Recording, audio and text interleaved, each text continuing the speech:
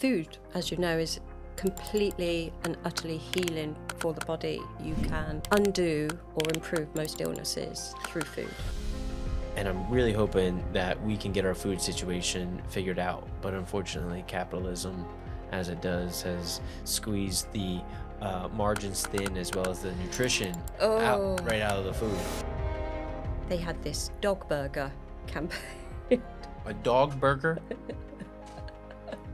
Yes. I just want to make sure I heard you correctly. You did. A lot of people don't want you to do well in the UK. Or if you do, they want you to come back down to where they're at, you know? And it's, oh, you're too big for your boots, or you think you're something special. And it's like, yeah, actually, I do.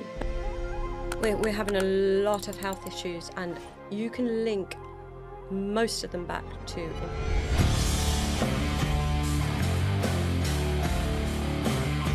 Well, welcome to the show, everyone. I have Kate Harvey here, an incredible businesswoman and entrepreneur who has two businesses. It just had a third. We're going to call it that those two businesses had a baby. They did. Kate, tell us about your businesses, and welcome to the show. So glad to have you here. Thank you, Ryan. Thank you for having me. It's a pleasure to be here. Yeah, we're having so much fun already. I know. Well, life is about fun. Yes, obviously. it is. That's my philosophy, definitely. Yes. I have two businesses. I have A Good Human, which is a healthy plant-based food company. We sell wholesale to grocery stores throughout the Tampa Bay in Florida. And then very recently I acquired a new company. I thought it would be an enhancement to the existing offer that we do, which is a meal prep company called Chef Fit Kitchen. And again, we've really sort of started transforming that business into very much focused on health and health is wealth, that philosophy. And we deliver at the moment just to throughout St. Petersburg, so downtown up to Largo. And they just had a baby. So A Good Human met Chef Fit Kitchen and decided that he wanted to get married and have a baby. And Goodness Co. has now been born. So the reason behind that was initially it was going to always be two separate companies. And I realized that actually with A Good Human, I'm limiting myself to my clientele, whereas Chef Fit Kitchen, we have introduced clean proteins. We've got salmon, we've got chicken, and some turkey and things like that. So our food has some additional proteins. So whilst it's plant rich, we're now offering salmon and tuna and chicken, etc. as well. So those two companies are joining, and we are offering the meal prep service throughout, again, Tampa Bay, and also selling everything to grocery stores as well. So, yeah. So is the branding of A Good Human going to change in the grocery stores? Great question. Yeah, so launching next week. So the website is live. It's really exciting. So what's the website? So the website is goodnessco.co. Yes. Okay, easy. And our branding is changing as well. All the meals will remain the same in the stores, and then we have a weekly rotational menu for meal prep as well. But on the branding and the labeling, we will have QR codes, so very much a transparent offering that we're giving people. So scan the QR code. It will take you to the website, and it will tell you exactly what you're consuming, all your ingredients, all of your health benefits as well. So this is why it's good for you. This is why it's good for you, Ryan. You're a man. And so this is, going to do your testosterone and support your testosterone production, for example. And the same for females. We've got a lot of women that are perimenopausal or hormonal imbalances. And this will say, this is how this supports you, the food. And we've got plant points as well. So Plant points. I don't know what a plant point is. What's a plant point? So our food supports this. We've got a very sharp focus on gut health, hormone balance, and anti-inflammatory. So they're the three markers. These three things, if you can sort that out in your body, you are looking at a much longer life. You're future-proofing yourself, basically, for the future, as we age. So that's our focus. And one of the things with gut health is we need to eat more fiber. And more fiber can be found in a lot of things, legumes, etc., in plants, which is what you're best area to consume fiber. So plant points and what we should be consuming on average per week, really, realistically, we should be consuming diverse plants, along with your proteins as well. We're not going to say you can't eat chicken or meat or whatever you... Yeah. Yes. And we should be consuming roughly around 30 plants per week, which sounds a lot. Okay, so but what does that? You're telling me 30 plants a week. So what does that mean? Like like a whole plant? Go into your backyard. Yeah. What's considered a plant? Okay, well, anything, spinach, brown rice, lentils. So if I were to grow a spinach plant, I should consume a whole spinach plant. No, you just need a meal, Okay, and when so you're cooking. I'm being silly, but I know. Well, I'm laughing. So within an average meal, let's take spaghetti bolognese, for example. Like everybody loves spaghetti bolognese, but usually the spaghetti bolognese we made with a tomato sauce, for example, bought from the store maybe. So homemade if you're lucky. Or made, which is what we're really aiming for. Is everything needs to be homemade or not ultra processed. That's what we're avoiding really. Is look, we're giving you clean food. It's got no preservatives in it. It's homemade. It's cooked with love. It's cooked with knowledge as well. And we know that it's going to do you good, but we're going to be putting extra stuff in it. So we're not about taking away for your good health. We're about adding it back in, consuming more plants. Yeah. This is awesome. Yeah, so our average ragu sauce, for example, it will probably have, you've got your tomatoes in there, you've got your onions, you've got your garlic, you've got lots of different herbs and spices, some added vegetables, etc. So you're looking, just for that meal, around 10 points. So there's 10 points because you've got 10 different plants and spices and herbs and things like that within the meal. So it's pretty easy in a week, if you know what you're doing, to consume what's going to do your body so much good. Yes. And help it thrive.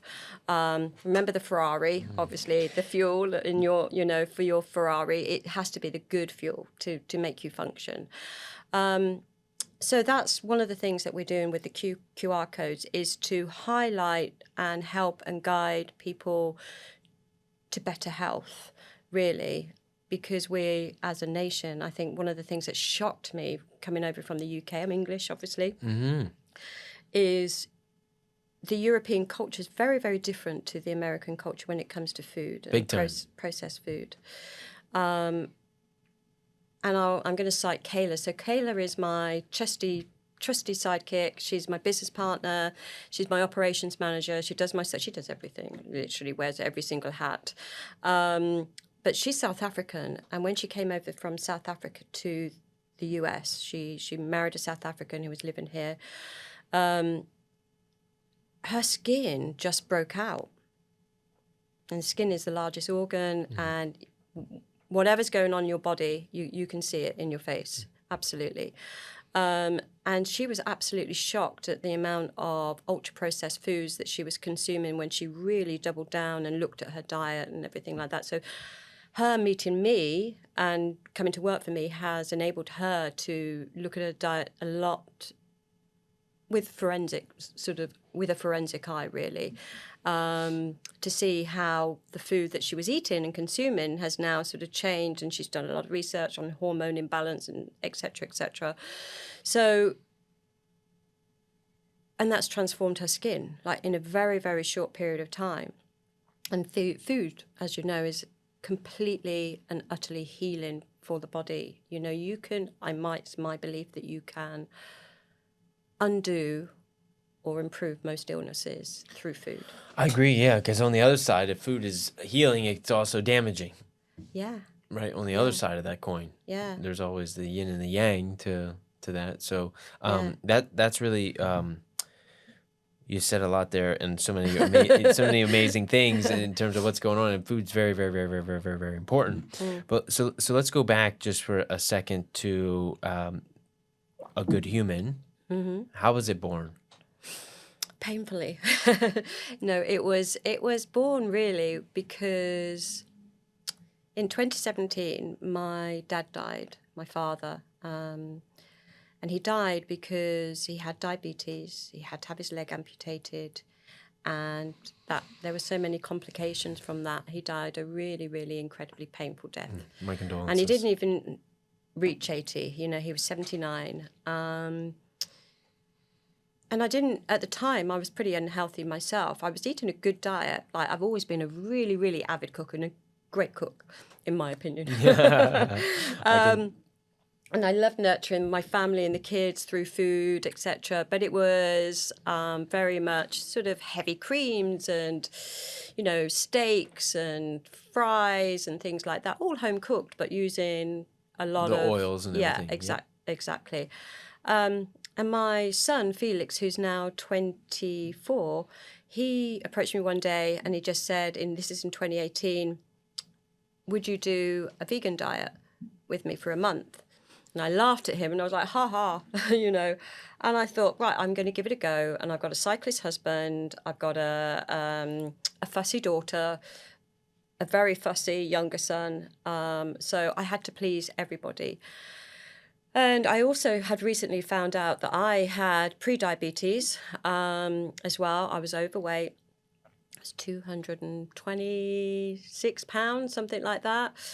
And my health was really suffering. And were you aware of it at the moment? I knew, but I was in denial. I was really in denial about the seriousness of being so overweight. And I was stuck. And I didn't know. Everything I tried didn't work. Nothing worked. You know, I did Weight Watchers. I gave up carbs, for example. I tried every single thing and nothing worked. And so I said to Felix, yeah, I'll help you. You know, we'll devise something. And it was really delicious food. I was like, oh, gosh, you know, we cut out all the meat. And I was doing a vegan diet with him and everybody was eating it and everybody was loving it. And then as a side effect of that, I noticed that my skin immediately started to improve. I had really grey skin. It was like inflamed in places. And my hair started shining again. And I got on the scales because I was denying like getting on the scales. I didn't used to do that. And call it the sad step. Is that a thing? Yeah, the sad step. Oh, the sad step. You don't want to get on the sad step. But yeah. Okay, yeah, makes sense. It's like no matter what you do, when you get on there, you're never satisfied, really. Like if you put weight on, if you haven't lost enough weight, for example. I'm the opposite of most. I'm always trying to put weight on. Yeah? Yeah, okay. So I still have a sad step because I'm going, yeah, there you go. Where does it go? It's your metabolism, obviously. It's still a problem. Yeah, well, you know what, I think we have a default, our body defaults into a position like you probably, if you don't look after yourself in the way that, you know, you usually do, then you probably lose weight very quickly. Oh, yeah. Yeah. Yeah, my husband's like that, John's like that. Blink exactly and it's gone. Yeah. Yeah. It's really annoying. It's really annoying. Just letting you know. Well, let me tell you, a problem's still a problem. It is. No, I know. It's the same problem. It's just the other way around. Yeah, exactly. And I started losing weight without even trying. And I just continued and continued. And slowly over the years, so since 2018, I've turned my health around. No longer pre-diabetic, no longer, you know, anywhere near congratulations. That's amazing. It is amazing. And also my doctor here, when he did my bloods, and I'm due for another one last year, and this is his words, he actually phoned me up. He was so excited because he said, I think you've got the most perfect score I've ever seen in anybody. I was like, really? He goes, yeah, all of your markers are literally spot on. And I was like, that's food, you know. And he said, I really want you to work with some of my customers, clients, patients. Yeah, so that's what we've been doing as well, and it's been a revelation, really. Yeah, so you had some your dad had passed, you had some health things, the vegan diet's introduced, but where does the idea come from to where you start? So the idea, moving here in 2019, decided I had a corporate job in the UK. And decided that I wanted to take 6 months off because corporate life is, as I'm sure you know, is can be tough sometimes. And I didn't really want to go back into the corporate world. Mm-hmm. So I took 6 months off, and the kids were saying, "Oh my God, your food is amazing." So I went into a coffee shop, The Blend, and saw Stacia. I met Stacia, who owns The Blend, great lady. And I said, "Oh, I have some balls. Do you like balls?" And she was like, "Yeah, we need some vegan balls. We need some vegan products." So I just started selling vegan products to her. And then I approached Rolling Oats and I said, "Oh, I've got these meals." Like because that's my passion. It's like proper cooking. Like rolling balls every day is not my idea of fun. Right.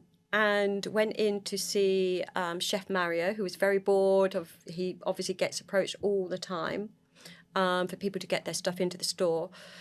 So I walked in and he was like, "Tell me about you," typical chef, like a bit sort of in your face. Mm-hmm. And so I told him the story. I lived on a Greek island as well. So that's when my passion for food came along. And we had a small holding, and it was this tiny little island. My daughter was born there, and we had sheep and goats and plants and everything. So learning about food from a Greek island captured his imagination, and he tried it and loved it. He said, "This is fucking amazing." There are his words.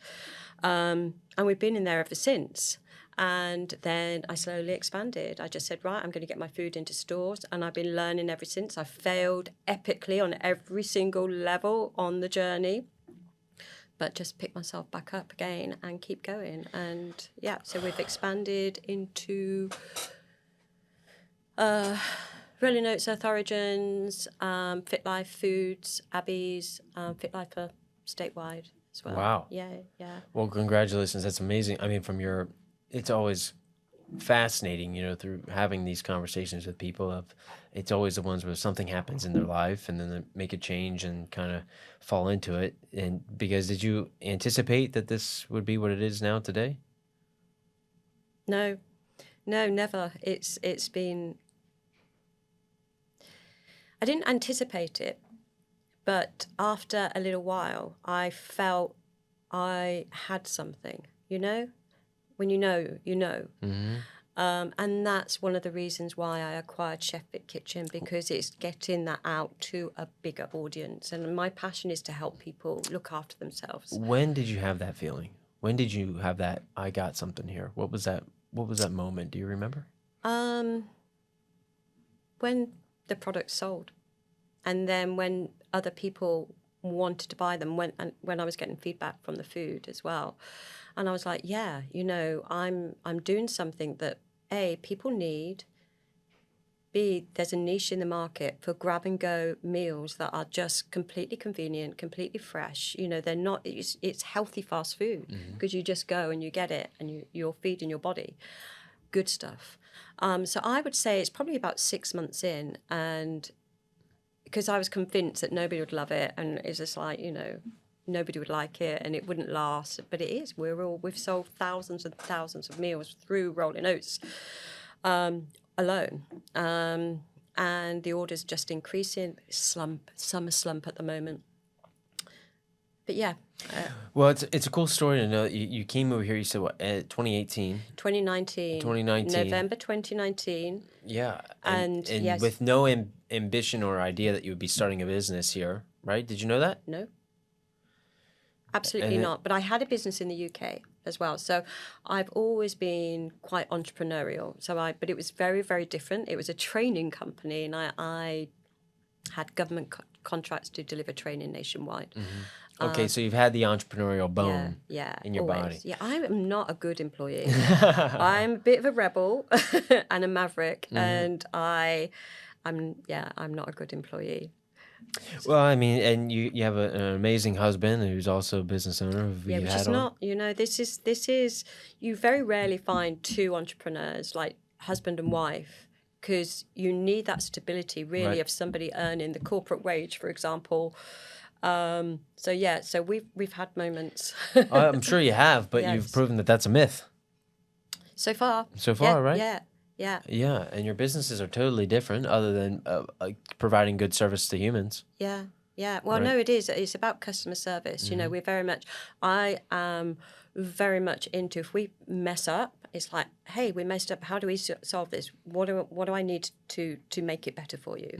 That's really important to me, that people can come to me and say, oh, this went wrong, or like our customers, Fit Life, it's like, oh, we had a problem with the labeling, for example, and rather than getting defensive, it's like, well, okay, what do we need to do? What do you need? How do we solve this? And I think that's one of the skills you need as an entrepreneur. You need to have a thick skin. You need to take feedback, and you need to be a great troubleshooter and problem solver as well. So, I agree. Yeah. Yeah. No, it's that's definitely a common trait between everyone, and St. Pete's just a beautiful place. Think about getting into Rolling Oats, of what that's done for your business, and launching it off. It's just such a community of small business people, of just supporting each other, Yeah. and an open heart, and open mind, and very giving. And Absolutely. And Earth Origins are amazing. Fit Life are phenomenal. They are so supportive. They want to see me thrive. That's awesome. And that is really, really amazing. But yeah, you're absolutely right. The community of St. Pete, we couldn't do that anywhere else. No, you really can't. Walk into a store and say, "Hi, I'm Kate. Right. Nice to meet you. Yeah, have Can some you food?" buy my food?" No, it's really quite remarkable. So going back to 2019, how did you land on St. Pete?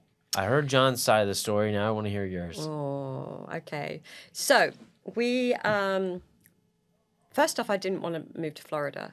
I was like, no, I want to live in California. Did you want to move to these? Okay, but you did want to move to the States. Yeah. Okay. Oh, I wanted to move to the States, yeah.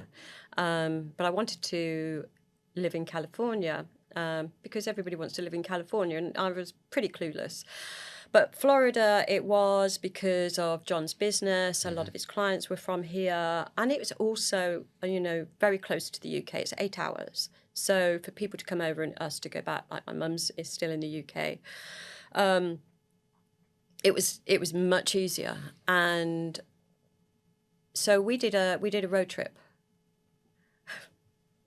And we went all over, and we went to Miami. I was like, oh my God, I'd rather stick knitting needles in my eyes than live in Miami. Yeah. It was so busy, and it was so hot, and it was just frenetic. So we went everywhere. It was like, too hot, too cold, too quiet, too busy. And I did a ton of research, and I stuck St. Pete in as my wild card at the end. That was my Oh, this is the wild card, huh? Yeah, because in 2018, doing a lot of research, and I saw a lot about St. Pete pop up. And some of it was, don't go to St. Pete because you're going to die. Oh, because it was God's waiting room. Yeah, it's God's waiting room, and it's really rough, and somebody's going to kill you. And that was the perception over in the UK. But what I loved about it was it had culture. It had a downtown area from reading about it. And I thought, right, I'm going to stick it in the wild card. I booked an Airbnb in Old Northeast. Didn't realise that Old Northeast is such a gorgeous, lovely area. Lucky pick. And Sarasota was our last stop before we came to St. Pete, and then we were going back to the UK. So we'd done, the tour, whole of Florida.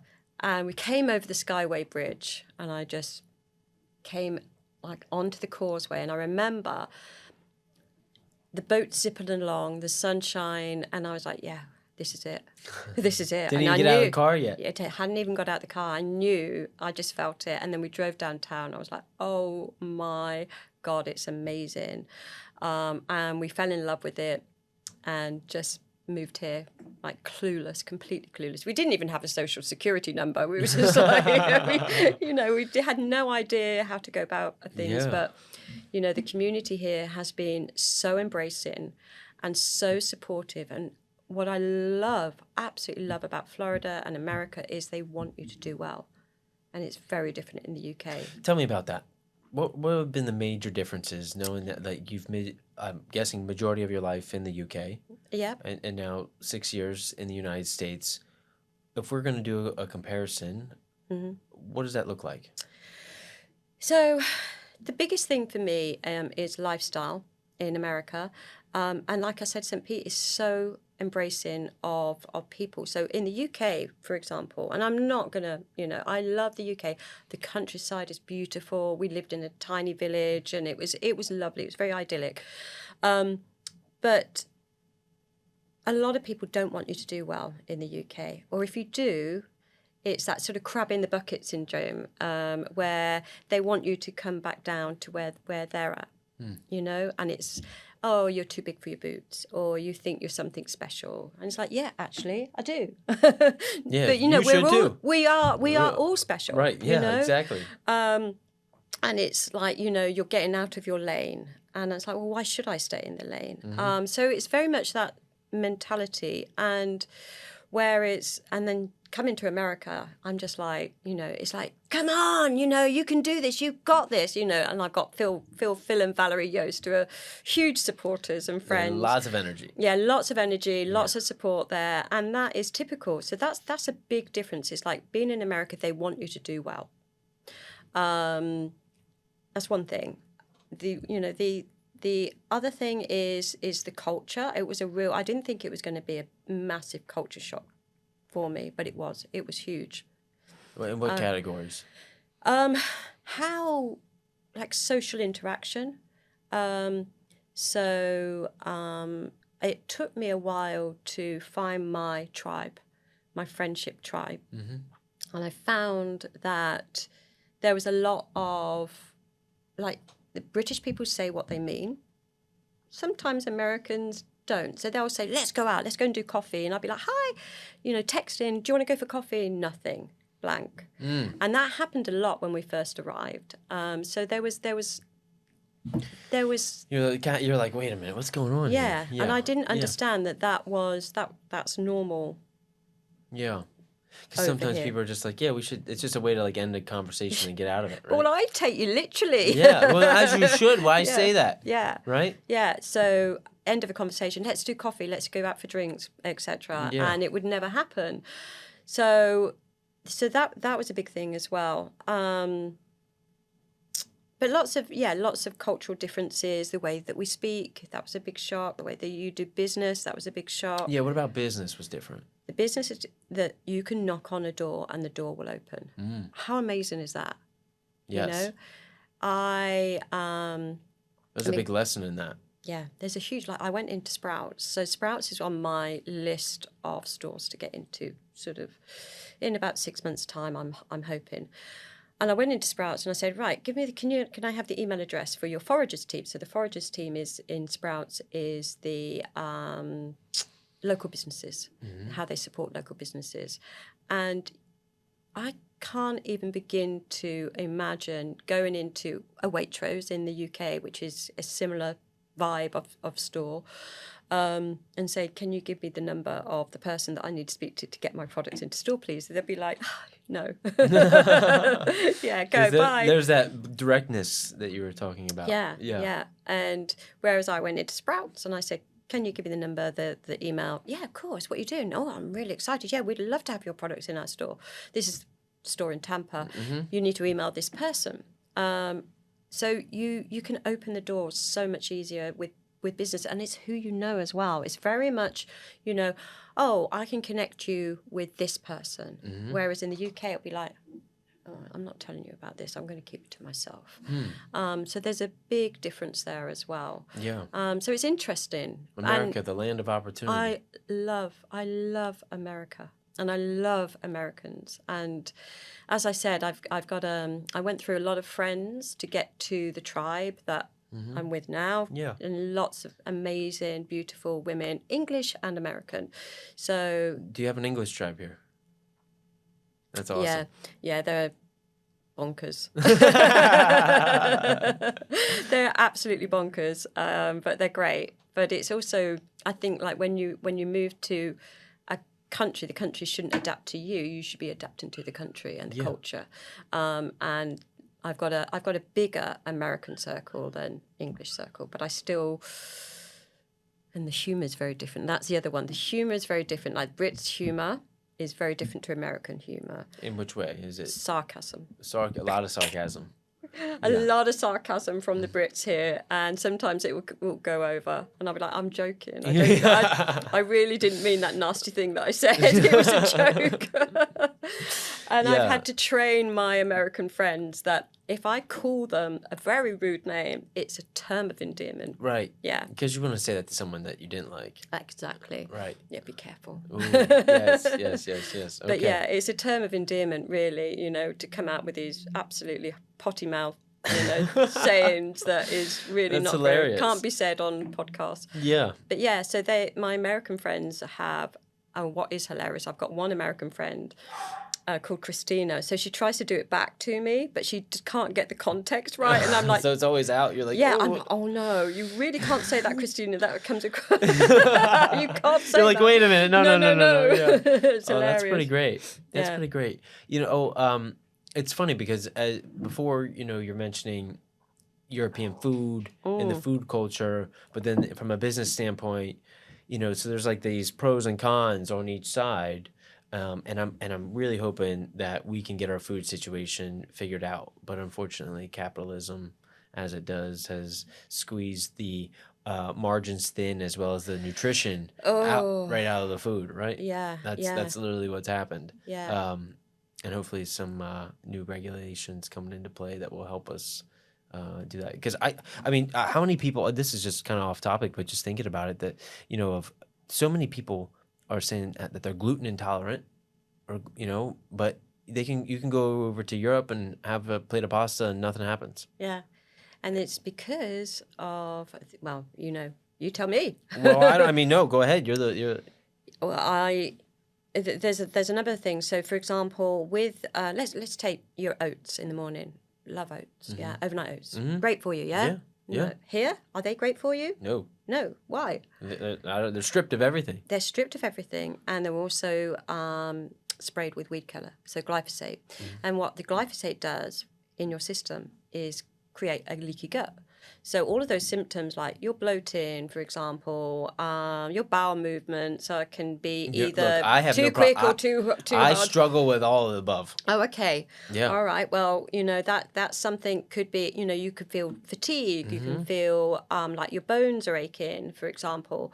Like you eat food and then your stomach bloats out completely. And that usually is down to a leaky gut, or that your gut health is very, very poor. And that's because of the additives and also the way that the food is processed over here. So you get to Europe, there's no nasties in the pasta, no nasties on the food. It's not allowed. Right. So that is a common problem with people, is that they'll think, I'm eating healthy, I'm eating my oats, you know, and I'm eating my pasta, and unless it's organic, you are. So that's a good switch to do immediately, is if you switch to organic oats, it's not going to be a problem. You're not going to have that issue. And also you can do like a gut cleanse and make sure that you're getting your prebiotics and probiotics to build up your gut health again. And then get rid of all of the parasites as well that are in your body. Yes.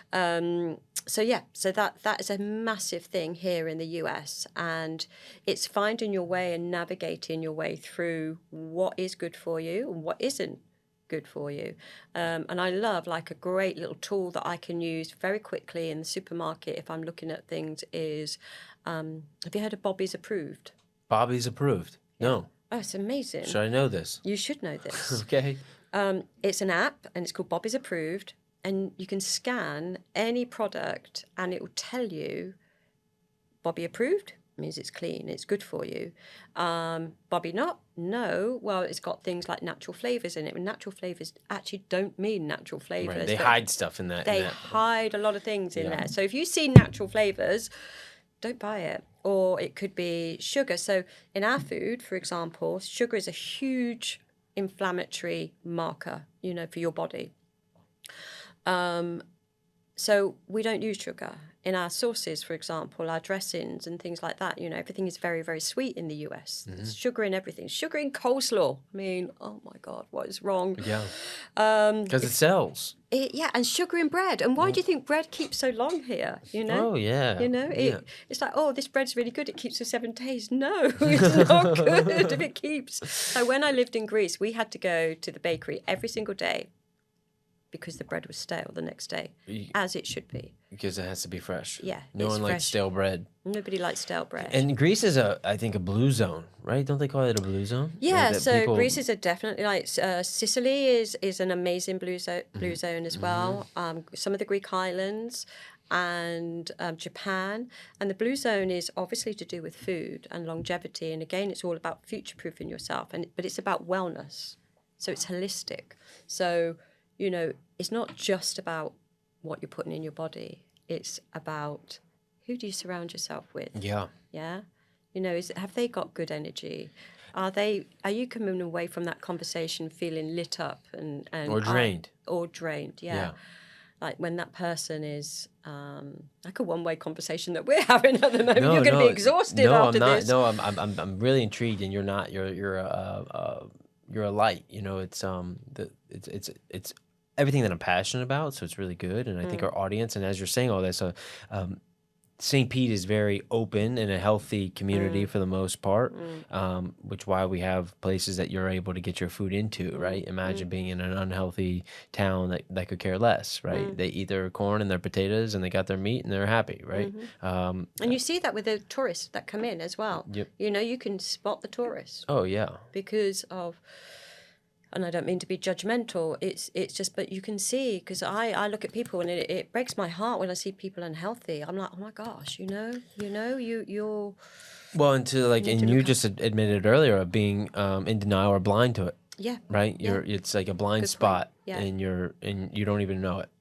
Because you don't know how to fix it. Mm-hmm. You know, and that's the problem is when you're in that pit of despair, like menopausal women, for example, you know, they've got all of these symptoms and it's a hormone imbalance and they're putting on weight and, you know, they just don't know how to deal with it. And so knowledge is power, educating yourself. More reason why you should start a show. A podcast. Oh, yes. Yeah. Yeah. No, I because really this wanna do conversation is so valuable, you know, and I don't even know all the right questions to ask, you know, but from like a menopausal woman, I don't know what to ask you when it comes to that, but I'm sure someone's listening right now going that I could, you know, oh, I'm going that right now. And where do you go to get that education or feel safe in a conversation to admit that you don't know? Like you don't know if you don't know. You don't know if you don't know. And people have places in their blind spots all the time, and it's a blind spot. So you're not aware of what's in your blind spot because you literally can't see it. Exactly, but you know how you feel. Right. Yeah, you know how you feel, and that's why on the website I want to put references there for people to say, look, read this book. Mm-hmm. This is going to tell you a lot of stuff, or you know, buy this salt, for example, like Baja salt. You know, don't use table salt because there's a whole load of difference between normal salt and Baja salt or pink Himalayan salt, because you've got all of these added nutrients that are really going to support your body when you exercise and, you know, in everyday life. And full transparency on the website as well, because we're not transparent about our food and we're not transparent about our labeling or anything. Yeah, it's really messed up. But I think it creates such an opportunity for companies like yours to put the spotlight on that, and as people as more brands show up that are making awareness around those things, and then people look at the ones that are not, you go, well, that's not. It should become a new norm, right? If people care. Yeah, absolutely, and I think I'm hoping, you know, with RFK, sorry, that he will, you know, put the money where his mouth is, really, and actually support businesses like mine and similar to promote transparency in grocery stores, that people can feel that they're making good choices. Yeah, no, you have to. It's crazy. I mean, the companies they make different products for different countries, and ours gets the bottom. We're getting the dog food. Right, and your dog should not be eating that dog food. No, either, no, and I don't. Yeah, we're such a dog-loving community here in St. Pete, so I don't mean that in a way, but I know you know, but you're right, and even the dog food factories. But Yeah, it's a greater issue, and at least we're talking about it right now, and just bringing some awareness to it because we all eat food, We have to eat. right? Yeah. And this kind of brings up a thing of it was our only job for a long time, thousands and thousands of years ago, just to work to eat. Whether we were hunting or we were gathering nuts or berries or whatever we were doing. You think, and then we invented farming. So that opened up agriculture, and people were then farming for themselves and all that. But like, I bring that all up because now it's like we don't even think about where the food comes from. No. Whereas like Disassociated. yep. Whereas a long time that was the only thing you thought about all day was where am I going to eat? Yeah. And now there's like just thinking about all the anxieties and all the things of that because people think of work-life balance. And we have being at Keller Williams, Gary Keller wrote a book called The One Thing and proved that work-life balance is a myth. This is crazy facts. I don't know how I got to this or why I'm bringing it up, but no, this is fascinating. In the 80s, the concept of work-life balance was published in articles only like 37 times. Wow. In the year 2000, I think 7, it was 1,300 times, the idea of work-life balance. Okay. And attribute that to in the 70s, 80s, more women enter the workforce. And so now they're having to wear 2 hats because who do you think took up the slack of being the homemaker? Right now they're the homemaker and a provider. And so it was a way, women wanted more work-life balance. And not to segment, but if we go back to the traditional ways, men went out to hunt thousands and thousands of years ago. Women knitted and took care of the kids and made the clothes, and made the food and did all that, right? Just from a like nurturing place. And not saying it's a bad thing, but we're always in this place of food was the only thing that we were really working on, right? And that kept us busy. And you think about like how rewarding it is for those that want to garden and grow their own plants and then eat it and make a great recipe, and like how good and how much love and nurturing comes out of that food. That's the only thing I'm getting to here is that because we're so disassociated, as you said, from food, there is the lack of love and energy into it. And awareness of where it came from and how it was watered and what it was what soil was there and all that. Yeah. I think, you've got a couple of things there. You've got like Maslow's theory, really, isn't it? It's like, it's like food, heat, etc. That's it. That's the base level. But now, obviously, as a society, we want more and more and more. And, because we have the luxuries of not having to worry, but we think not having to worry, right? Yeah. We turn a blind eye to the main thing that should always be the main thing. And now we're having all these health issues because of it. We're having a lot of health issues, and you can link most of them back to inflammation of the body, most of them. So reducing inflammation in your body and gut health and hormone balance, like I said earlier, those 3 things are key for good health. You touched on a topic that I'm really passionate about, which is growing your own veg. So I have a dream. And the dream is that my kitchen, where at the moment I haven't got facilities to grow my own garden, and I really, really, really want to grow my own garden, all the vegetables. And I've got this idyllic vision in my head of going out and snipping the basil and bringing it back in. And I love this. This is great. Yeah. Yeah, anything like that. I would absolutely love to do that. And where everything, the providence of where everything is coming from. Is key. And I think that, this made me laugh. One of the things about meat, for example, that made people like really sort of sit up in the UK, they had this dog burger campaign. A dog burger? Yes. I just want to make sure I heard you correctly. You did. Yeah, and it was, so they had this store, it's a company called Elwood, and they were selling dog meat for people to eat. There you go. There's the reaction. So they would stop people on the on the street. They had this stall, and they were giving out dog burgers. And it's like... Did they tell people they were dog burgers? Yeah. Oh. And then people were absolutely horrified by it. And then the punchline came, and it was like, well... Why won't you eat a dog burger? Do you eat burgers? Yeah? Well, What's the difference? And I knew that was coming. yeah, and it was a sham. It was Elwood and you can see them online, and it was a fantastic marketing campaign for people to stop eating meat basically. Right. And I thought it was absolutely genius because they created this horror in people and, this sort of diversity of opinion, and it made people think as well. So it was very, very interesting and very, very clever as well. Was clever, although I just think it's because people don't want to eat their pets. No, I know. Right, but, how many cows are we bringing into the house? And you should see my garden in the UK. We had cows in our field. Well, yeah, in the field, but not in the house. Not in the house. Right? You're not cuddling up with a cow at night watching a movie. No. Right? I know. It was just... yeah, no, it's clever. Yeah, it's very clever. It's clever. Yeah. No, it gets into it. Yeah.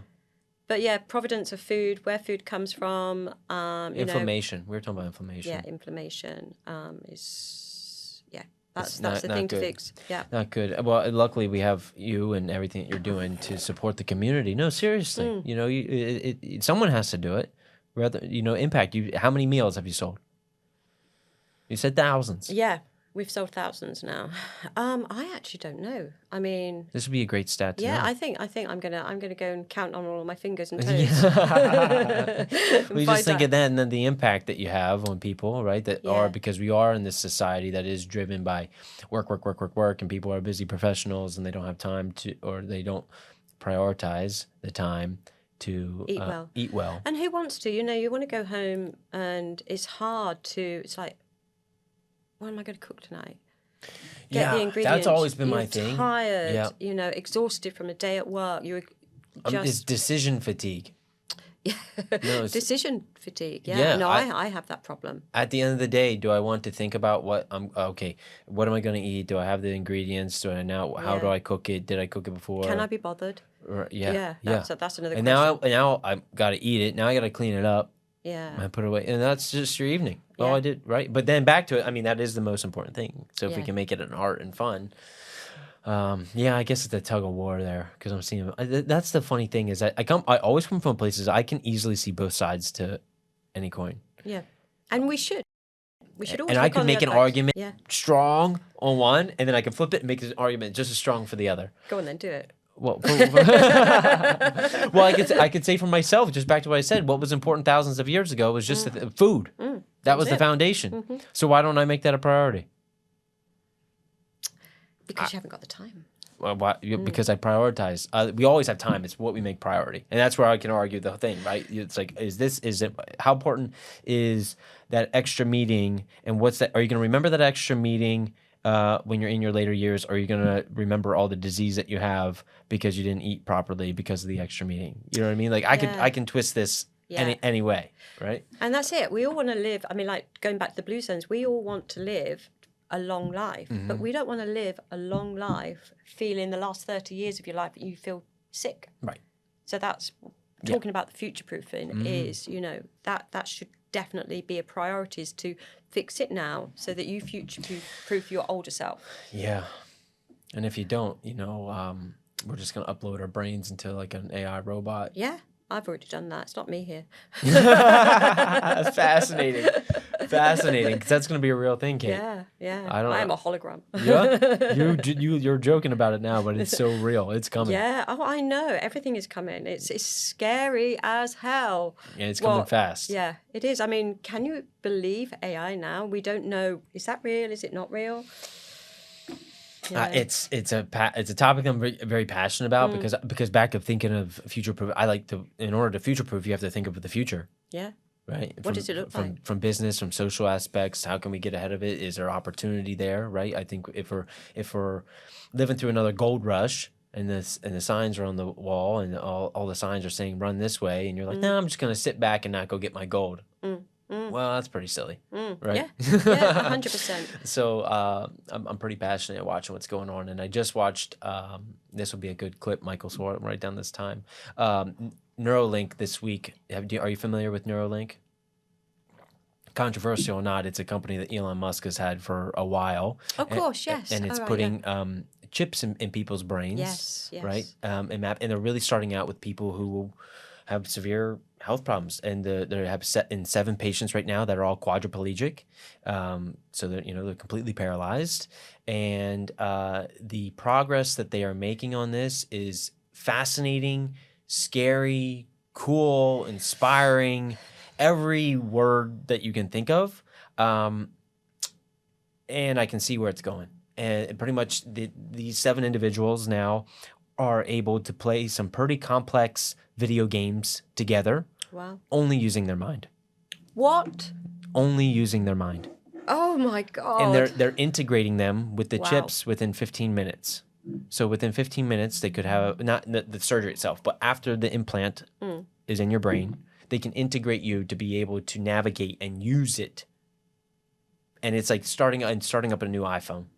That takes me at least an hour. Right. So I watched that video, and it's brand new, just came out, and the reason they released it was to attract talent to the company, as now I think they're really ready to ramp up. We're going to be so integrated with computers that it's seamless. We don't even realize it's happening. And just as you can operate your day now without an iPhone, there will be a generation and a time where they'll be like, how you don't have a Neuralink? You don't, like, what? How do you live?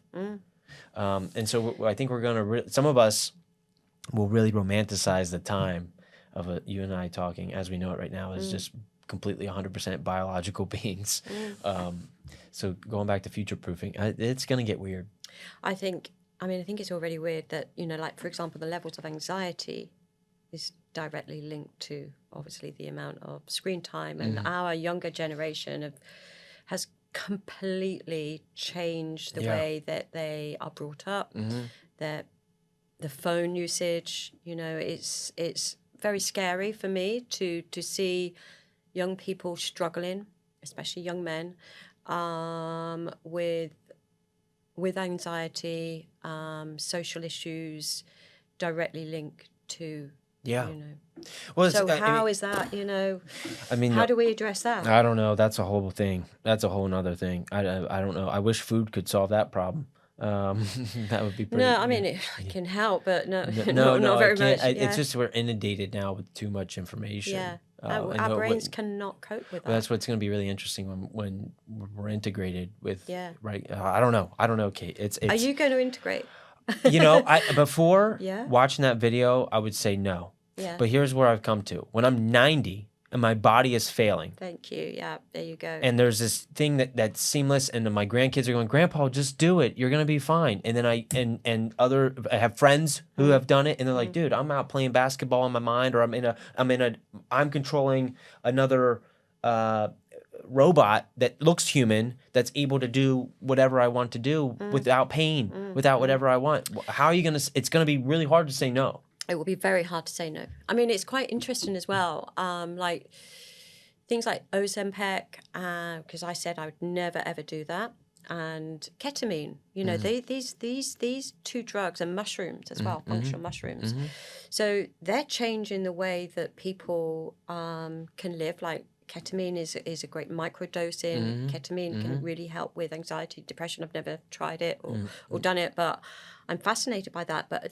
And a very interesting thing about Ozempic, I know some of my friends are using it, have been on it for a couple of years. I struggle with my friend who has been on it for a couple of years. I can tell from her skin, for example, that it's not doing great things to the inside of her body. However, one of the things it does help with in microdoses is inflammation. It's massively helpful. It will, if you're really struggling with arthritis, for example, and you have a microdose of Ozempic, it will clear it up. It's amazing for that. And functional mushrooms as well. We use a lot of functional mushrooms in our food, in our balls, to help with focus. So this will become everyday stuff, like, the integration of AI and bots and things like that, and things that you never thought you would try, like Ozempic, for example. For me, I don't want to do it, but I definitely would if it's going to help my when you're looking at when you're at a crossroad yeah. of stay in pain or have relief. Oh God, can you imagine if that can just Yeah, disappear? it just creates a little bit of maybe a dilemma, and it's a more of a I don't know. I would welcome a chip because I'm always losing my phone. I'm always losing my car keys. I'm always losing my mind. Yeah, yeah. So I mean, if you Well, that's what the most fascinating thing with me from them doing this is that we're learning more of how the neural synapses in our brain are working. So when we're really implanting a monitoring system of how the brain works right into it, what we're going to learn, because the brain still has so many discoveries that we're not aware of. yeah. I mean, it's fascinating that it's regenerative as well. Yeah, You yeah. know, I'm like, fascinated by the brain. I think in another lifetime, maybe down the road, I end up, if I'm who knows if I even have to, I could probably just install something in my head and understand neuroscience better. But I'm fascinated by it because our mind is our everything we're experiencing right now, you and I, is because of our mind. oh no, So isn't it amazing? And yeah. like, just I think what fascinates me about humans is the journey that you go on, and how your brain works and how you get to understand how your brain works, like those memories, those emotions, those the whole development of yourself. And then what happens after that? That's a huge question as well. It's like, what happened? What do you think when we die? What happens? Well, energy can't be destroyed. Thank you. Yes, because I always say to John, okay, he goes, what happens if I die first? And I said, I'll come find you. When I die, I'll come find you. Don't worry. I Yeah, will find you're not you. getting away from me, John. Yeah. No, it's true. It's true. Yeah, it's interesting. And in our time now, as I think about this, I mean, what if we don't have to die? And what we define dying, because it's like conscious. Yeah. The weird question comes into, what is consciousness? Yes, there you go. And then that's a very philosophical. It's been something been trying to figure out for thousands of years. Thousands of years. What happens? Yeah. And I find it impossible to believe that energy, that those memories, everything that you have created as human, and it's just light off. Yeah. I'm not buying that one. It's light on, but in a different room, We could start a whole nother episode on that topic, because I would go into free will and everything. I spend probably too much time in those rabbit holes, but it's because it's a lifelong question. My brain is seeking for the answer, and I know I won't find it. You know, but it's the quest and the journey that is still fun. 100%. Life is for living. You should, and this is what I said to my daughter when she was going through a breakup. I said, you deserve joy in your life, and that's whatever form that is. We all deserve joy in our life. We enjoy life in our life, in our food, in our company. Yeah, exactly. But it's hard sometimes. But Yeah. I mean, when you get to my ripe old age, that's when I think about death a lot and what actually happens. Not a lot. It sounds really depressing, but it can be beautiful. We don't have to think of it as a negative thing. Exactly. But I do want to live a long life. Yeah, of course. Forever. Elon? Yeah, well, you're doing it, Kate. You're doing it, and you're really helping the community here, so we're grateful for that. I ask every guest, Kate, what if it's your birthday, we're in St. Pete, you can't eat your own food for some reason, it's not on the map, where are we going for your birthday? Okay, at the moment, I'm obsessed with Fortu. I love Fortu, the staff, the food, the ambiance. Yeah, it's great. I love it. I really, really, I did enjoy Linga as well. I was absolutely gutted when that closed. Yeah, that's unfortunate. Yeah. But Fortu, I love, and I haven't tried Elliot Astor. If you like the ambiance of Fortu, you're going to love the ambiance of Elliot Astor. It's really beautiful in there. I only went once. Food was good. I think that the staff was a little overwhelmed that day. It was a Saturday. They were running around a little bit, but I'd go again. Yeah. I'd go again. Yeah. Yeah. I mean, I've got many places. I love Alelo.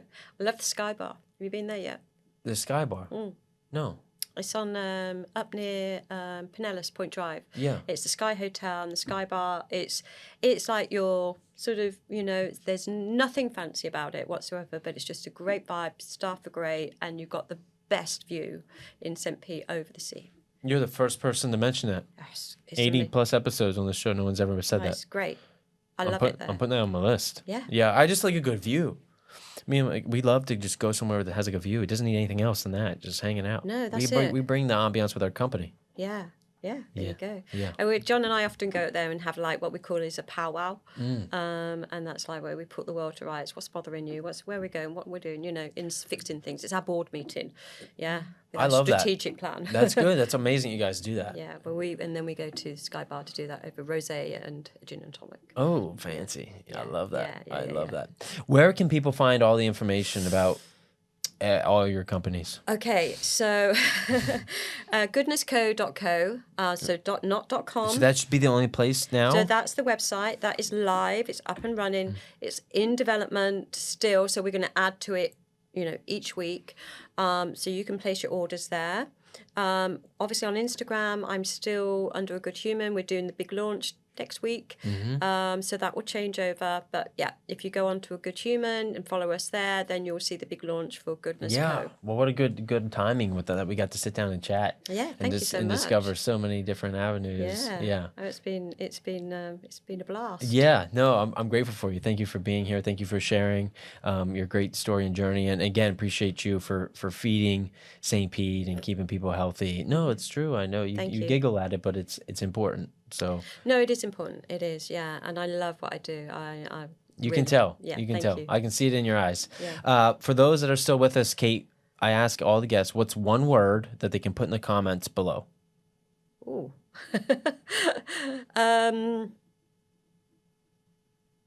I don't know. In terms of how does that work? Well, what do you mean? This is me drilling down. What context do you mean? Well, they're still with us. They're listening right now. They're looking for you for guidance so that we know that they're still here.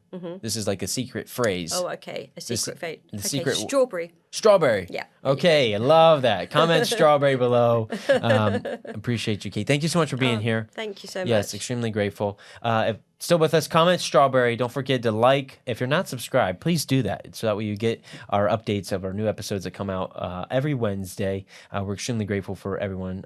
Share with a friend and go get a good meal from A Goodness Co. Look for them in your grocery stores. Thank you, Kate. So Appreciate much. you for being here. Thank you so much. Yay. It's been fun. Yeah.